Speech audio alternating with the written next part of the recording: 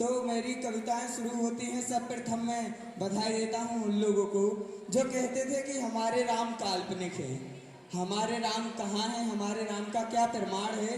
तो सबसे पहली पंक्तियां मेरी उनको समर्पित हैं कि तुम छीड़ बुद्धि तनधारी सीमा ग्रहण लांघते हो, कि तुम छीड़ बुद्धि तनधारी सीमा ग्रहण लांघते हो। चीटी समान है सोच तुम्हारी और राम प्रमाण मांगते हो। चीटी समान है सोच तुम्हारी और राम प्रमाण मांगते हो। तो सुनो, राम विरुद्ध वही बोलेंगे जिनको पिता पे शंका हो, कि राम विरुद्ध वही बोलेंगे जिनको पिता पे शंका हो। और राम के मंदिर वो ना जाए जिनकी रजभूमि लंका हो, क्योंकि राम महज एक नाम नहीं, राम हमारा सम्मान है। राम है इस देश की माटी, प्रत्येक किसान में राम है। और राम खेलते हैं रण में, कि राम खेलते हैं रण में, समाये हैं वो कड़कड़ में। मेरा सीना फाड़ के देखो राम बसे मेरी धड़कन में। मेरा सीना फाड़ के देखो राम बसे मेरी धड़कन में। आगे की पंक्तियां समर्पित करता हूँ उस त्रेता युगी राम का हम कलयुग वासियों के लिए क्या संदेश है। ध्यान से सुनिएगा, आप तालियां ना बजा वह भी चलेगा। तो मेरी पंक्तियां कहती हैं कि राम जी स्वयं कहते हैं कि मेरा मंदिर तो बना दिया, मुझको कब बिठा लोगे। मैं मंदिर की चाहना नहीं रखता, मन से रावण को कब निकालोगे। और मेरा हृदय विचलित होता है असमंजस की शंका में। मेरा हृदय विचलित होता है असमंजस की शंका में। रावण तो मैंने मार दिया, फिर कौन है उनकी लंका में। रावण तो मैंने मार दिया, फिर कौन है उनकी लंका में। और तुम मेरा नाम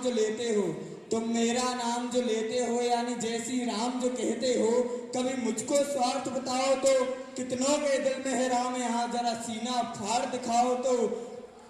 और तुम राम अर्थ जो जानोगे, मर्यादा जो पहचानोगे, जीवन की हर एक विपदा पे हनुमान समान को स्वयं राम बन जाओगे।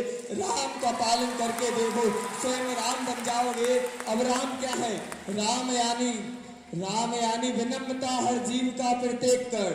राम यानी विनम्रता हर जीव का प्रत्येक कर। राम यानी मर्यादा पुरुषोत्तम का जीवन उदाहरण। और तुम राम जो बनना चाहोगे, तुम राम तो बन भी जाओगे क्या। पर मुझे बताओ, क्या राम की भांति हर्ष विहर्ष कर पाओगे। माँ ने खुशी माता की बन के बास को जाओगे, और बन के बास को ना भी जाओ तो क्या पिता की आज्ञा मानोगे। गुरु के सम्मान की खातिर प्राण संकट में तानोगे। खेल राम अगर तुम ना बन पाओ, कोई शिकायत नहीं अगर आप राम नहीं बन पाते। खेल राम अगर तुम ना बन पाओ, तुम्हें कुछ और नया सिखाता हूँ। राम की मर्यादा तुम्हारे बस में नहीं, तुम्हें रावण की मर्यादा दिखाता हूँ। क्योंकि वह त्रेता का राम था जिसकी हर बात विचित्र थी। जहाँ रावण के घर पे भी सीता गंगा समान पवित्र थी। और रावण के विषय में कोई महान लेखक कहते हैं कि काला लिबास काली आवाज, मैं काल का प्रतीक हूँ। और तुम सब बन जाओ राम, मैं रावण ही ठीक हूँ। तो वो ऐसा क्यों कहते हैं? मैंने आगे की पंक्तियों में लिखा है कि रावण कौन था। तो रावण वही जो बहन की खातिर मृत्यु से लड़ जाता है। कुल शासक होने से लेकर कुल नाशक बन जाता है। एक भाई होने का जो सारा कर्तव्य निभाता है। मैं बड़े हर्ष से कहता हूँ कि रावण वह कहलाता है। मैं बड़े हर्ष से कहता हूँ कि रानी रावण की भी एक रही, राम की जैसे सीता थी। राम और रावण में समानता देखिए साहब, कि रानी रावण की भी एक रही, राम की जैसे सीता थी, दोनों ही जैसे गंगा की। और रावण वही जो सिद्ध पर्वत को उंगली पे अपनी उठाता है, कि रावण वही जो सिद्ध पर्वत को उंगली पे अपनी उठाता है। और भक्ति में जो भी जिसके बस में था, दिशाएं उंगलियों पर घूमती थी। और जिसके कारण इंद्र को इंद्रलोक गवाना पड़ा, और जिसका उद्धार करने राम को स्वयं आना पड़ा। पर मैं ये नहीं कहता कि रावण बनो,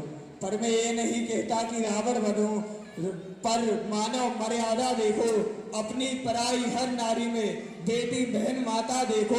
तुम जिस दिन ऐसा कर जाओगे, कलयुग राम बन जाओगे। तुम जिस दिन ऐसा कर जाओगे, कलयुग राम बन जाओगे, फिर मेरा नाम नहीं लेना, तुम स्वयं राम बन जाओगे। फिर मेरा नाम नहीं लेना, तुम स्वयं राम बन जाओगे। और राम अगर तुम ना बन पाओ, राम अगर तुम ना बन पाओ, तो रावण को मन से निकाल दो। और नहीं है मंदिर आवश्यक, मुझको तंबू में बिठा दो, मुझको तंबू में बिठा दो। धन्यवाद।